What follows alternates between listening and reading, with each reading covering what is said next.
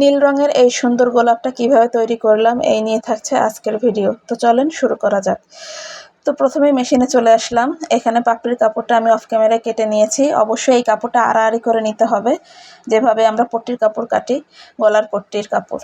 তো আড়াআড়ি করে আমি কাপড়টা কেটে নিয়েছি। আর চওড়ায় নিয়েছি 3 ইঞ্চি, লম্বায় নিয়েছি 40 ইঞ্চির উপরে। আমার ফুলটা খুব বেশি একটা বড় হবে না, ছোট হবে, তাই আমি একটু কম করে নিয়েছি। তো আপনারা যদি আরও বড় ফুল চান, লম্বা আর একটু বেশি করে নেবেন, চওড়াও বেশি করে নেবেন। তো এখানে কিন্তু আমি ডাবল করে ভাঁজ দিয়ে সেলাই দিয়ে নিছি। আপনারা কিন্তু দেখলেন কোনাটা কিভাবে আমি ফিনিশিং দিলাম। তো এই যে বাড়তি কাপড়টা কেটে নিতে হবে অবশ্যই, আর 2 মাথা কিন্তু অবশ্যই কোনাকুনি রাখতে হবে। আর এখন এই যে ছোট ছোট করে কুচি দিয়ে নিতে হবে। কুচি না দিলে কিন্তু ফুলের শেপ আসবে না, এই কুচিটাই কিন্তু ফুলের শেপ নিয়ে আসবে। তো এই কুচিটা আপনারা একটু সাবধানে দিবেন। ওপেনারের মাধ্যমে দিতে পারেন, আবার গাইডের মাধ্যমেও দিতে পারেন, গ্যাদারিং গাইডের মাধ্যমে। তো এই তো দেখেন পাপড়িটা কিন্তু রেডি হয়ে গেছে। এখন নিচের যে পট্টিটা লাগাবো সেই পট্টির জন্য বক্রম নিয়েছি। বক্রমটা নিয়েছি কিন্তু আমি 2.5 ইঞ্চি চওড়া। তো কিভাবে পট্টিটা লাগাতে হয় ডিটেলসে আমি আপনাদেরকে দেখানোর চেষ্টা করেছি, কারণ যারা নতুন আছেন তারা কিন্তু অবশ্যই বুঝতে পারবেন না। তার জন্য আমি কিন্তু পট্টির বানানোটাও দেখিয়ে দিলাম। তো এই তো পট্টিটা আমার লাগানো শেষ। এখন উল্টায় নিচ্ছি। এখন একটা চাপ সেলাই দিয়ে নিতে হবে। তো এভাবে আপনারা পট্টিটা তৈরি করে নিতে পারেন। আর এখন হচ্ছে মিডিল বরাবর একটা মার্ক করে নিব।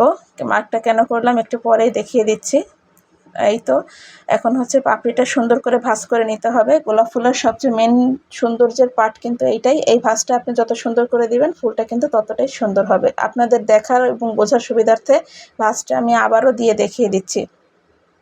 একটু খেয়াল করে দেখেন ভাঁজটা কিভাবে দেই। ঠিক এভাবে আপনারা ভাঁজটা দিয়ে নেবেন। তারপরে এই মিডিলে গিয়ে একটা ব্যাক স্টিচ দিয়ে নেবেন। ব্যাক স্টিচটা কিন্তু অবশ্যই দিবেন। এখন দেখেন একটু একটু করে কিন্তু ঘুরতে হবে, একটু একটু করে ঘুরতে হবে। বাম হাত দিয়ে কিন্তু এই পাশের পাপড়িটা চেপে ধরতে হবে, ডান হাত দিয়ে এই পাশের পাপড়ির বাড়তি অংশে সেলাই দিতে হবে, ফিটের নিচে থাকা অংশে। আর অবশ্যই খেয়াল করবেন বাম হাতের পাপড়ির উপরে যেন সেলাই না পড়ে। এখানটা কোনো তাড়াহুড়া করবেন না, খুব সাবধানে এই কাজটা শেষ করবেন। এখানের ফিনিশিং যত সুন্দর হবে ফুলটাও তত বেশি সুন্দর হবে। তো দেখেন আমি কিন্তু বাম হাত দিয়ে বাড়তি অংশটা চেপে ধরে রাখছি, ডান হাত দিয়ে কিন্তু একটু একটু করে সেলাই করে নিচ্ছি। তো ভিডিওটা একটু স্কিপ করবেন না, অবশ্যই মনোযোগ দিয়ে দেখবেন, নাহলে কিন্তু শিখতে পারবেন না। তো নতুন আপুদের জন্য সহজে দেখানোর চেষ্টা করেছি। লাস্ট ফিনিশিংটাও দেখিয়ে দিলাম কিভাবে সেলাইটা আমি এখানে শেষ করলাম। একটু পরে আপনারা ফাইনাল লুকটা দেখতে পাবেন।